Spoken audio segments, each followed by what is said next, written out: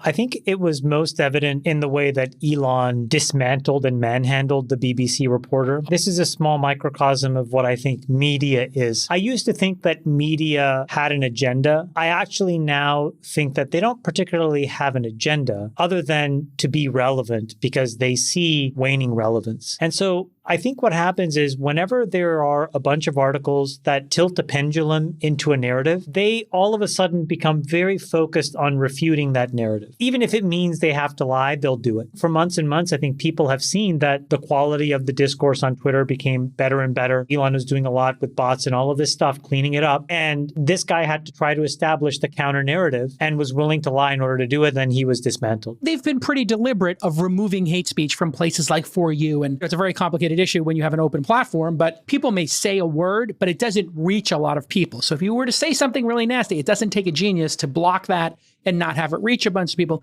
This reporter kept insisting to Elon that this was on the rise with no factual basis for it, that other people said it. And then he said, but I don't look at the feed. He said, so you're telling me that there's more hate speech that you've seen, but you just admitted to me that you haven't looked at the For You feed in 3 months. He called him in a lie. He called him in a lie.